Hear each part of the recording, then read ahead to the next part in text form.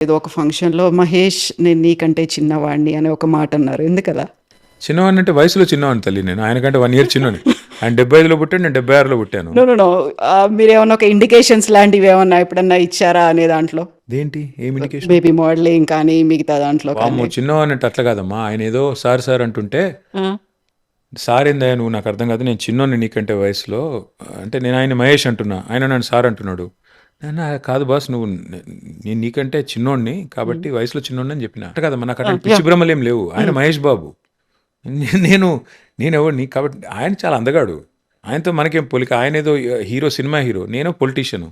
నాకు ఆయనకి పోలికలేంటి? ఆయన ఏదో పాపం గ్లామర్ కాపాడుకొని చాలా కష్టపడి ఆ స్థాయికి వచ్చాడు. ఆయనతో మనకేం పోలికలు? ఆయనతో నేనెట్ట పోల్చుకుంటా? సో, మీరెప్పుడైనా ఒక ఫారిన్ కంట్రీకి వెళ్లారు. అక్కడి నుంచి మంచి ఒక కూల్ పిక్చర్ ఏదైనా పోస్ట్ చేశారనుకోండి, ఇమ్మీడియేట్‌గా you will get few comments అని వస్తుంటాయి. కాంప్లిమెంట్స్ ఇవన్నీ వస్తూ ఉంటాయి. బూతులు కూడా తిడతారు. దానిలో ఏం లేదులేమ్మా.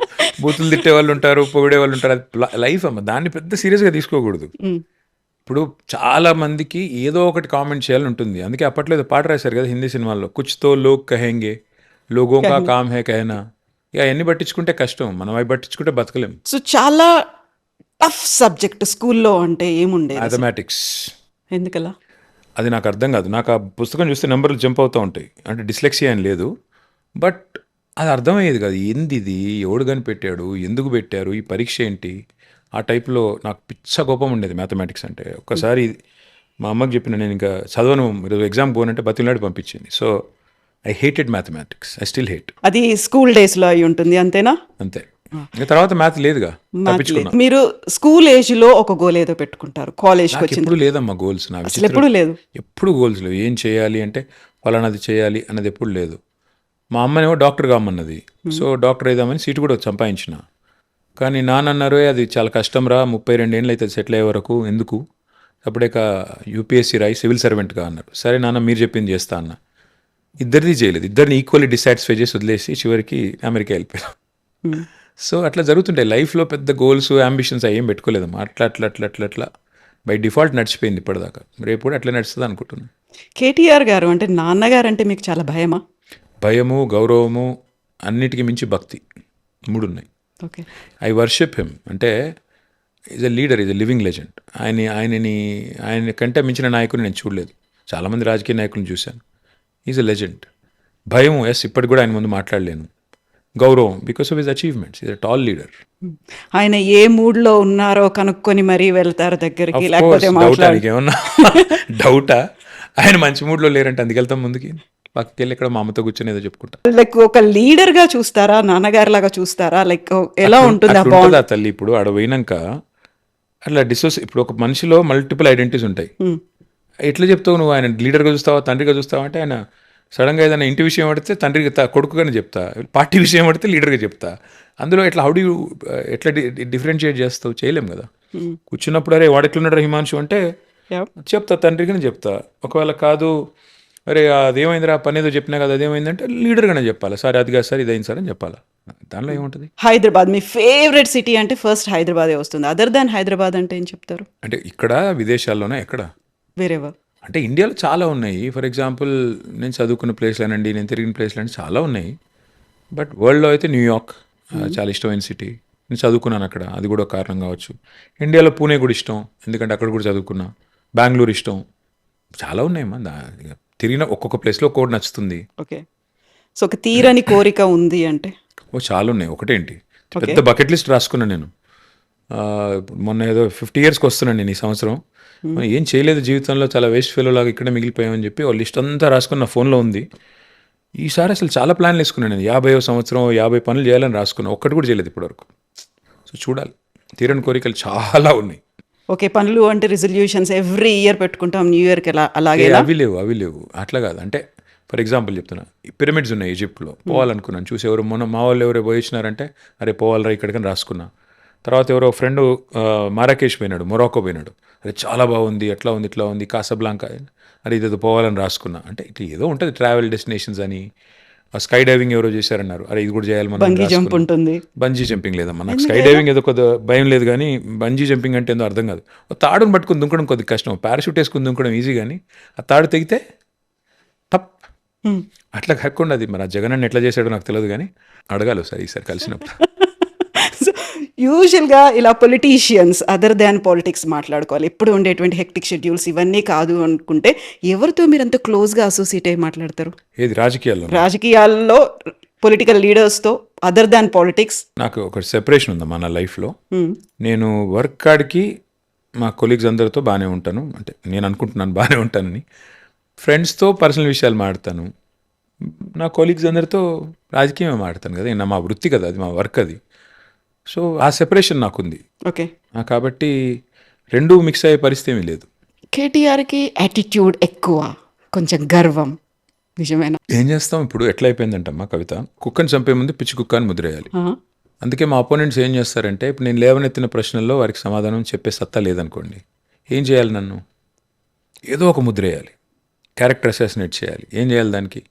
ఒకసారి ఇదేదో డ్రగ్స్ తీసుకుంటాడని ఒక ప్రచారం కల్పించాలి, ఇంకోసారి ఏదో హీరోయిన్లతో తిరుగుతున్నాడని ఒక దిక్కుమాలిన ప్రచారం చేయాలి. ఈ రెండు కూడా వర్కౌట్ కాకపోతే ఏం చేయాలి? ఓహో వీడికి బాగా అహంకారం అని ముద్రేయాలి. నేను అహంకారపూరితంగా చేసిన పని ఏంటో దయచేసి ఎవరైనా చెప్పాలి నాకు ఏదో ఒకరోజు. మేబీ నేను మాట్లాడేటప్పుడు కొద్దిగా ఓపెన్గా, నిర్భీతిగా, డైరెక్ట్గా మాట్లాడితే కొంతమందికి నచ్చదేమో, దానికి నేనేం చేయాలి? నేను ఉన్నట్టు చెప్తే కొంతమంది నచ్చదేమో. నేను చెప్పాను మొన్న ఒక ఇంటర్వ్యూలో కూడా, కడుపులో కత్తులు పెట్టుకుని పెదాల మీద చిరునవ్వులు పెట్టుకుని యాక్టింగ్ చేసే కేసు నేను కాదు, తెలంగాణ వాడిని కదా. సో దానికి కొద్ది మందికి నచ్చపోతే నేను చేయగలిగింది ఏముంది? ఒక్కటి మాత్రం చెప్తాను కవిత, ఎవరో ఏదో అనుకుంటారని, ఎవరో ఇలా ఫీల్ అవుతున్నారని మనం బాధపడాల్సిన అవసరం లేదు. As long as you are unpretentious, as long as you are clear in your mind that you have not hurt anybody deliberately, you should not worry. ఓడిపోయిన తర్వాత రియలైజ్ అయ్యారా ఎందుకు ఓడిపోయారు అనేది? ఆఫ్ కోర్స్, కర్ణుడి సావుకి 100 కారణాలు అంటారు కదా, అట్లా మా ఓటమికి కూడా 100 కారణాలు ఉన్నాయి. ఏ కారణం చెప్పండి నీకు? చాలా ఉన్నాయి. ఓకే. అందరం మనుషులం కదా కవిత, పొరపాట్లు చేస్తాం. మనుషులం కాబట్టి తప్పులు చేస్తాం, మనుషులం కాబట్టి పొరపాట్లు చేస్తాం. డెఫినెట్గా చాలా కారణాలు ఉన్నాయి, 100 కారణాలు ఉన్నాయి. అందులో చెప్పాను కదా, పర్సెప్షన్ మేనేజ్మెంట్లో ఫెయిల్ అయ్యాం. ఇప్పుడు 1,60,000 ఉద్యోగాలు, ప్రభుత్వ ఉద్యోగాలు కల్పించాం, highest in the country for any government in 10 years. కానీ చెప్పుకోలేకపోయాం. పిల్లలు మాకు ఉద్యోగాలు రాలేదంటే మేము we could not answer properly, we could not satisfy them properly. So అట్లా ఒక్కో సెక్షన్కి ఒక్కొక్కటి ఉంది. హైయెస్ట్ జీతాలు ఇచ్చాం ఉద్యోగులకు దేశంలోనే, 73% ఫిట్మెంట్. కానీ మాకు 1వ తారీఖు జీతాలు రాలేదంటే సరిగ్గా చెప్పలేకపోయాం వాళ్ళకి సాటిస్ఫాక్టరీగా. కోవిడ్ వచ్చింది, ఫిజికల్ డిసిప్లిన్ తప్పింది, ఎక్స్ప్లెయిన్ చేయలేకపోయాం. ఇంతకంటే దేశంలో ఎవరు చేయలేదు అని చెప్పలేకపోయాం, చేసుకున్నది కూడా చెప్పలేకపోయాము. పర్సెప్షన్ మేనేజ్మెంట్లో విఫలమయ్యాం. కానీ రిగ్రెట్ ఏం లేదమ్మా, ఓడిపోయాము అన్న బాధ ఏం లేదు. ఎందుకంటే గాడిదని చూస్తేనే గుర్రం విలువ తెలుస్తుంది, బాధ ఏం లేదు. సో సినిమాలకి సంబంధించి ఇంతకుముందు మీరు పోస్ట్ చేసేవాళ్ళు, ఒక సిరీస్ గురించి, ఒక సినిమా గురించి, ఒక మానేశాను. ఎందుకంటే దిక్కుమాలిన లింకప్లు పెడుతున్నారు. సినిమా గురించి ఏమైనా పెడితే ఏ దరిద్రం మళ్ళీ అంటగడతారో, నాకెందుకు ఈ చండాలం అని వదిలేశాను. అంటే మరీ కొన్ని విషయాల్లో ఎలా తయారయ్యారంటే మా అపోనెంట్స్, సరుకు లేదు, సబ్జెక్టు లేదు, అదేంటారు బబ్రాజమానం భజగోవిందం అని డబ్బాలో వేసి గుల్కరాలు ఊపినట్టు వాళ్ళకి మాట్లాడడం తప్ప ఒక సబ్జెక్ట్ మాట్లాడే తెలియదు, ఒక పని చేసే తెలివి లేదు. దాంతో ఏం చేస్తున్నారు, అడ్డమైనవన్నీ ఎత్తుకొని పనికి మాలినవన్నీ మాట్లాడి మమ్మల్ని బిలిటిల్ చేసే ప్రయత్నం చేస్తున్నారు. ఎందుకు స్కోప్ ఇవ్వాలి? సినిమాలు అప్పుడప్పుడు చూస్తానంటే చూస్తాను, ఇప్పుడు ఇంకా ట్వీట్ చేయడం మానేశాను. సినిమా ఫంక్షన్లకు పిలిస్తే కూడా పోవట్లేదు నేను. ఎందుకు ఈ దరిద్రం అంతా నాకెందుకు, మళ్ళీ అంటగడతారు, చండాలం వద్దు అని డిసైడ్ చేసుకో.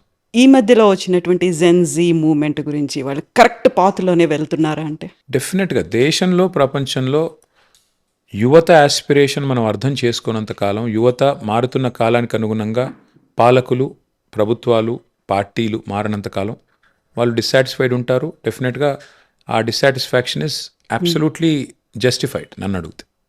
ప్రాపర్గా అనుకున్న డైరెక్షన్లోనే వెళ్తున్నారా, లేకుంటే వాళ్ళ వెనకాల ఒక మోటివ్ ఏదో ఉంది? డైరెక్షన్ ఇచ్చేవాళ్ళు ఎవరు లేరమ్మా. ఫర్ ఎగ్జాంపుల్, వాళ్ళు కోరుకుంటుంది ఇప్పుడు మనం విదేశాలు తిరిగి లేదా ఇంకో చోటుకి వెళ్ళి తిరిగి వస్తే మన దేశం ఇట్లా ఎందుకుంది అనే బాధ కలుగుతుంది.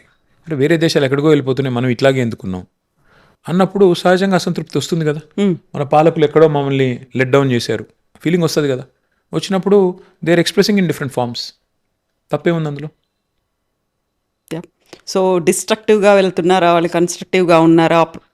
డిస్ట్రక్టివ్గా వెళ్తే ఈ దేశంలో చాలా రాజకీయ నాయకులు మిగలరు.